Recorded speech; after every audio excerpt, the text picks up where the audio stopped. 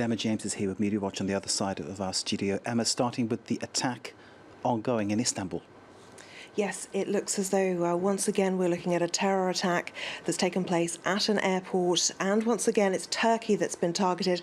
Not just is it not the first time this year, it's not even the first time this month that there has been some kind of bombing in Turkey. The details, of course, at the moment are sketchy, but we are starting to get images coming through online.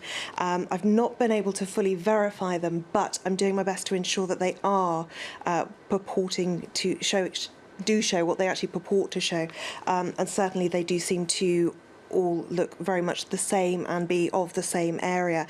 This was posted just a little over an hour or so ago when we first got news that this was taking place. We've got the first news wires confirming that something had happened at Ataturk Airport in Istanbul, and this is apparently an image of the aftermath of that. It's being posted by several people who are in Turkey, so one hopes that it is true. You can see here that it isn't just inside, it is clearly outside that has been targeted. You can see there the row of taxis. This Twitter user says that there were 2 explosions, not sure if they were from bombs or tear gas and then gunfire, which of course is all in line with what we've heard from the Turkish authorities tonight, that both the suspected terrorists had guns with them, police opened fire on them to try to prevent them getting access to the airport, and then they detonated their explosives. One of the other things that is interesting, this is by far the most dramatic shot that we've seen. You can see a fire amidst the suitcases there, and you only have to imagine that all of those suitcases had owners who were very close by. At the moment, we believe that there are at least 10 people who've been killed, 20 people injured. We will, of course, keep updating that throughout the night as we get more information on it. As I say, officials from Turkey have been confirming some of the details. 2 suicide bombers detonated explosives at the entrance of the international terminal of Ataturk Airport after police shot at them.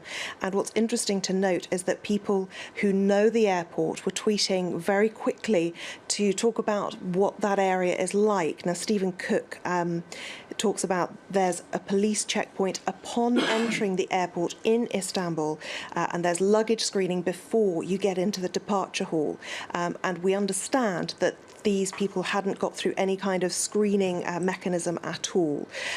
Charles Lister says that it would appear that they targeted that pre-check-in security area.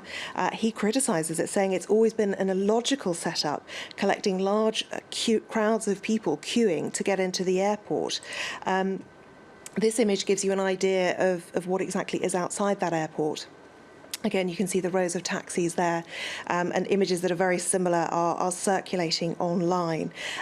One thing to note here, though, Mike Giglio, who is on the ground in Turkey covering this, he is a correspondent there, and he says if the account from this Turkish official is correct, then screening at the terminal's entrance and the reaction from security likely saved many lives tonight. So while some are criticising the setup, saying it actually created a backlog of people there to be targeted, this man is saying had they got through and got into the airport, the death tolls, the severity of this could have been so much higher. We await more, Emma. Thank you for that. Now, there's been a protest here in France, another one against working time reform. Yes, another one, because it's the 11th protest that we've had here in France just since March the 9th. They're all in protest at proposed changes to employment law here in France. But there were far fewer, it would appear, at this particular demonstration than we've seen at previous ones. This Twitter user says it's not the movement that's losing its momentum, it's that police are asphyxiating it. And certainly there has been a very heavy police presence, 2,500 officers on the streets today, we're told.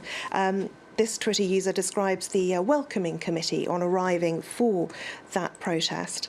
And as you can see, other precautions have been taken because there has been a lot of vandalism seen during these protests.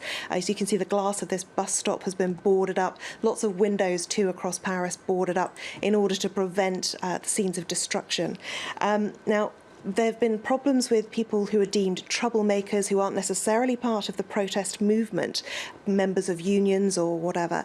And you can see here that this person's pointing out there are a lot of people who are masked on the streets. Now, you might say that's because of the threat of tear gas, but the fact that they've combined it with wearing hoods and hats and sunglasses, you wonder whether they are actually trying to disguise exactly who they are.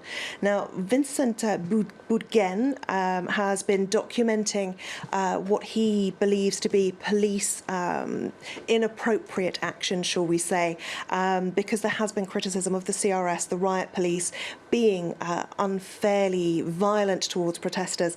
And they are very strong images here, and you do wonder who exactly the police were charging at this particular moment. That looks like a baton charge into just a group of pedestrians, targeting nobody in particular, knocking at least one man over who appeared to have nothing to do with what was going on. That is reckless behaviour. Indeed. Emma, we need to leave it there. Thank you very much indeed. Emma with Media Watch. Kate with the